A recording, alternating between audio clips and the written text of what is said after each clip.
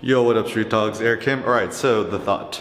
Are you living to die or are you dying to live? So inspired by Meek Mill, and also I think it's been said by many other peoples in the past, but this is the notion I find interesting. So I've been reading a lot of Lucretius's On the Nature of Things, really good read. And it's made me start to think a lot about like, what's the point of being alive? I mean, I think a lot of us, we're just kind of living in a matter that prevents us from dying. And the fact of the matter is you're alive, right? And we're gonna die. We don't know when we're gonna die. So then comes the practical matter. What do we want to use our energy and our life force energy to direct towards what ends and why and stuff like that?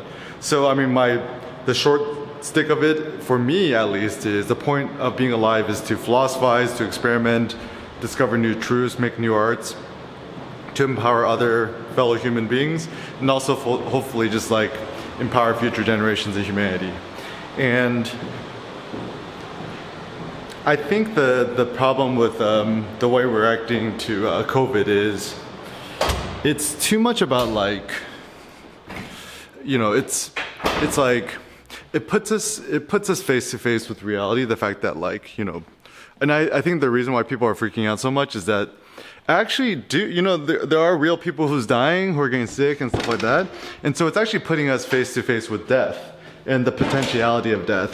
Not only our own personal death, but the death of our loved ones, friends, families, grandparents, whatever it may be. So once again, let us consider and ask ourselves, why are you alive? What do you want to do with your life, and towards what ends? So for myself, I see my life, you know, my body, my soul, my mind, whatever, I see it as mortal. So to Lucretius's point, the soul is mortal as well. As once we die, our soul is not gonna transplant itself into another body. And so realizing mortality, let's just kind of play it backwards.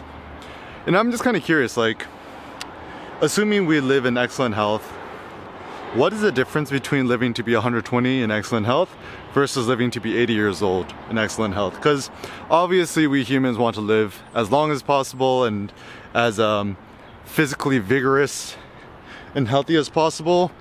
But, you know, if you think about quality of life versus quantity of life, to me this sounds far more passive. It's more of like thinking your body as an instrument and as a tool towards creation or making some sort of stuff. And so I think just like my practical suggestion is think of your body, your mind, soul, whatever, as an instrument, and just really be honest with yourself and think to yourself, what do I want to create while I'm still alive? Towards what ends? Why is this important to me? Why do I care? And what sacrifices am I willing to make for it?